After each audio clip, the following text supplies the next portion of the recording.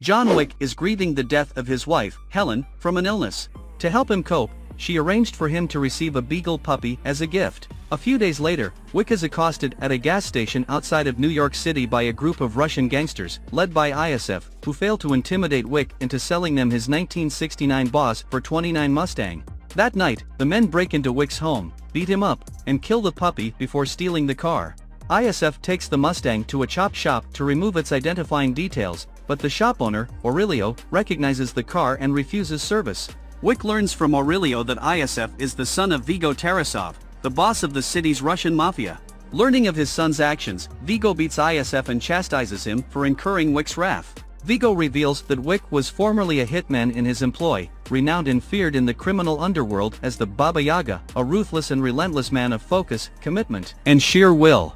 After Wick fell in love with Helen, a civilian, Vigo gave him a seemingly impossible task to earn his freedom. Wick recovers his concealed stash from his former career, including weapons and gold coins used as underworld currency for special services. He refuses Vigo's attempt to make amends for his son's actions and kills the hitman squad subsequently sent to his home. As a result, Vigo puts a $2 million bounty on Wick's head, and his former mentor Marcus is enlisted to take him out. Wick lodges in the city at the Continental, a luxurious hotel that serves as neutral ground for the underworld, and conducting criminal business there is strictly forbidden. The hotel's owner and Wick's old friend, Winston, warns him about the dangers of returning to the life he left behind.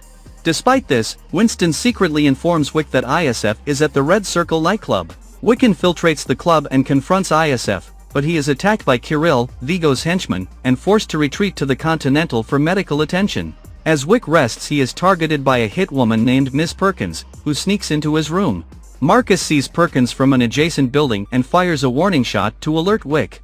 He wakes up and subdues Perkins, who reveals that Vigo doubled the bounty for her to kill him in the hotel. She also discloses that Vigo has a high-value stash concealed in a church. Wick has another hitman, Harry, secure Perkins, but she escapes and kills him. At the church, Wick destroys Vigo's cache of cash and extensive blackmail material. When Vigo arrives to assess the damage, Wick assaults him and his men, but is captured after being hit by Kirill's car. Wick tells Vigo that he will not stop until ISF is dead because the puppy gave him hope and a chance to not be alone in his grief for Helen. Marcus intervenes again to save Wick, allowing him to kill Kirill and threaten Vigo into revealing his son's location. Wick assaults the safe house and kills ISF. Afterward, Marcus encourages Wick to return to the normal life he has built, but their meeting is witnessed by Perkins, who reveals Marcus's duplicity to Vigo. He has Marcus tortured and killed before calling Wick to taunt him with the details, drawing him back to the city. Perkins is executed at Winston's behest for breaking the Continental's rules, and Winston informs Wick that Vigo is preparing to leave the city by helicopter. Wick races to the New York harbor, where he fights and mortally wounds Vigo. Resigned to dying from his own injuries, Wick watches a video on his phone of Helen telling him they need to go home. He breaks into a nearby animal clinic, treats his wounds, and adopts a pit bull puppy scheduled to be euthanized before beginning the walk home.